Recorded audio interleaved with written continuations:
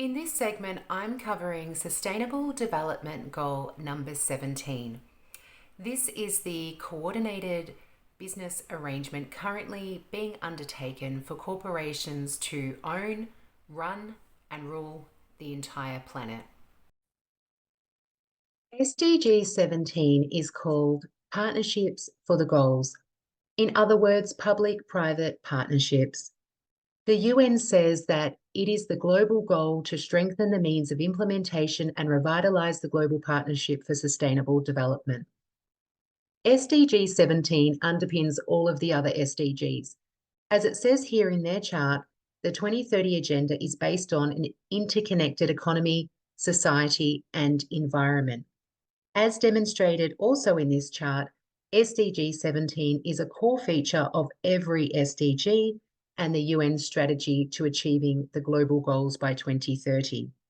So SDG 17 has 19 targets, which focus on partnerships for the goals and the policies being created to support those partnerships. This is being made possible through the organisations that have partnered with the UN's 17 SDGs, also referred to as the global goals. As you can see, their lead partners are the Bill and Melinda Gates Foundation, Google, Salesforce, and UNICEF, and other partners like Accenture, Samsung, Ernst & Young, and the Minderoo Foundation. And supporting the global goals are organisations like C40 Cities, Bloomberg Philanthropies, Global Citizen, and many others.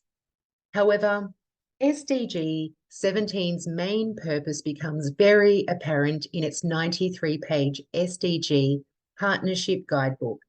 It lays out how the implementation and acceleration of global public-private partnerships are the only way forward. This guidebook also lays out in detail the unstoppable movement that is pushing for the required transformations that will be achieved through PPPs.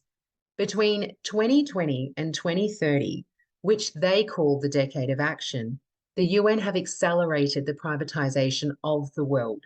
This entails the merging of government with private corporations, along with foundations, NGOs, INGOs, and IGOs. So essentially, SDG 17 is all about PPPs. So what is a public-private partnership? So public stands for government. One may be forgiven for thinking that the public in that stood for individuals, us, the public. However, public simply stands for all levels of government, and private stands for corporations, as well as philanthropic foundations, NGOs, INGOs, and IGOs. So what public-private partnership actually means is government and corporate partnership. So PPPs, simply put, is where corporate entities take control of government assets.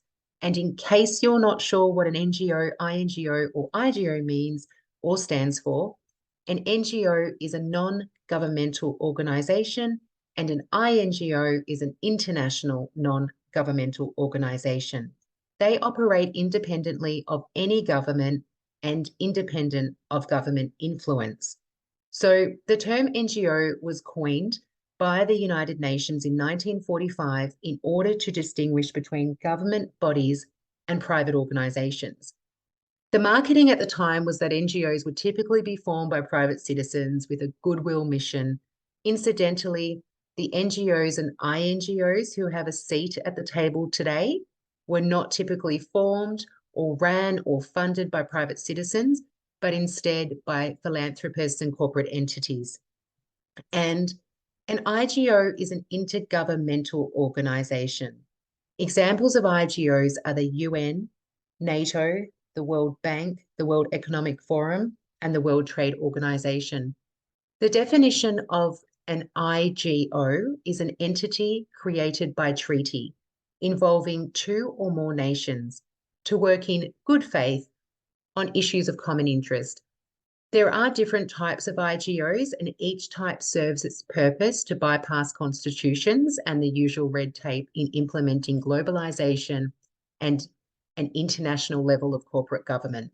So Essentially, public-private partnerships is where corporations who are unelected create partnerships with governments all around the world, and at the scale planned, they are set to manage and control every aspect of our lives. It is a way in which corporations take control of government assets, essential services, and a country's population. It is the restructuring of government, a new structure that reinvents governments as subservient to a global master class who will govern every corner of the economy, society, and the environment. According to the UN's own guidebook, by 2030, it appears they plan to be in control of everything. And although we didn't elect, vote, or even get to discuss whether we wanted to move away from representative government to a system of global governance by corporations and internationalists, also known as globalization or a one world order, they are driving the illusion that this is what the majority of people want and claiming that this is the only way to fix all the problems of the world. We are 3 years into their decade of action, and already we see the largest transfer of wealth right before our eyes, the largest transfer of land and resources in history from everyday people and small businesses to the masterclass through their PPPs. Yet even if the world was okay with being governed by corporations, we are supposed to believe that PPPs are going to fulfill the other 16 SDGs, such as no poverty, zero hunger, good healthcare, quality education, affordable energy, and so on. And they use NGOs such as Global Citizen and their partners that promote the erosion of national sovereignty. In other words, taking away a nation's control where a nation no longer possesses full control over affairs within their geographical area, where they are no longer able to independently govern free from external interference. PPPs essentially cut the general population out of the equation whilst claiming that they are doing the opposite. Organizations like Global Citizen create the illusion that these ideas are grassroots. They portray that most people want to identify as being from planet Earth rather than a particular country or region, because calling yourself a global citizen somehow achieves equality, that wanting to retain any individuality is just not politically correct, and that if we care about humanity, that we must give over everything to corporations through PPPs and in the name of the greater good. Some of the biggest corporate players involved in global public-private partnerships are Ernst & Young, now known as EY, PricewaterhouseCoopers, Deloitte, and KPMG, all which are World Economic Forum partners. They are all one of the big four and all have been involved in the PPP model from the beginning. Once again, this is the business arrangement currently being undertaken by and for the masterclass to corporately govern, surveil, monitor, and dictate their rule upon the whole planet.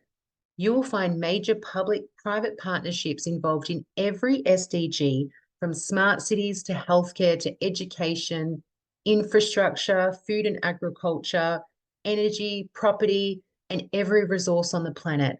And it is being implemented in the name of saving the planet. Corporate entities are invested in every aspect of it. And once fully implemented, this will no doubt further in debt and enslave us and the future generations.